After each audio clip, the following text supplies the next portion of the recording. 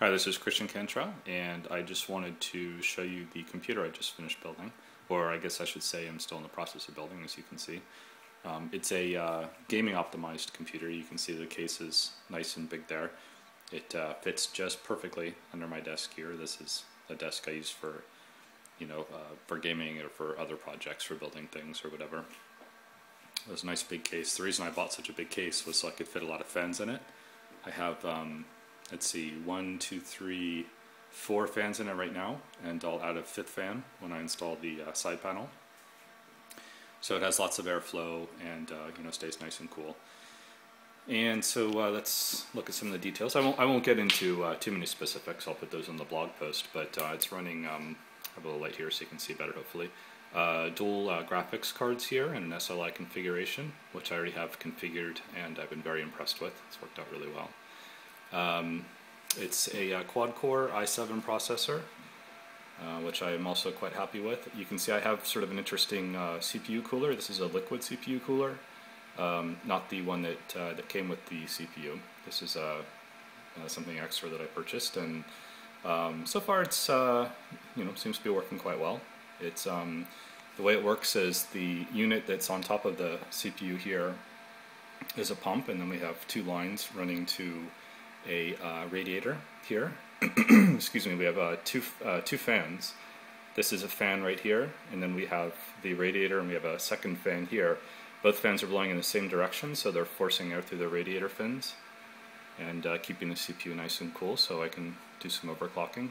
We have 12 gigs of RAM there. What else is of interest?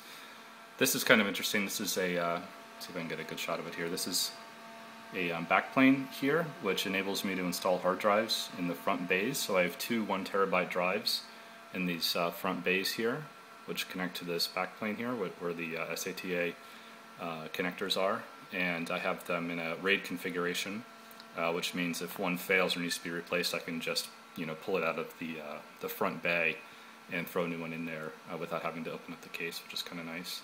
I also have a 128GB SSD down here, a little hard to see, but that's where I have Steam installed and where I'll install all my games so that they load quickly while during gameplay, so there's less waiting while game data is being loaded. What else? What else is of interest here? This is kind of an interesting hack here. I have the motherboard has USB 3 and in the back, and so I've run these 2 cables through the case, which moves the USB 3 up to the front here, the front of the case. So it looks a little hacky having these cables run through, but you won't be able to see it because that'll be in the back. And I haven't started cleaning up the cables yet, by the way. It'll look a lot nicer than this. I'm still testing stuff out and overclocking and messing with stuff. So that's why the cables look like they're still in disarray, because they are. And I have a Blu-ray drive in there. It's a Blu-ray reader and writer, so I'll be able to burn Blu-rays if I so desire. And what else is of interest? This is kind of interesting motherboard. See if you can see down here. There's the power switch, a reset switch, and the button on the right is an OC Genie, which is an overclock utility, and you're just supposed to push the button and let it overclock your your hardware.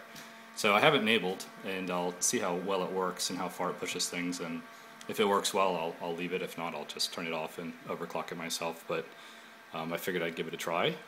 It's a nice, one button solution. So that's what I have.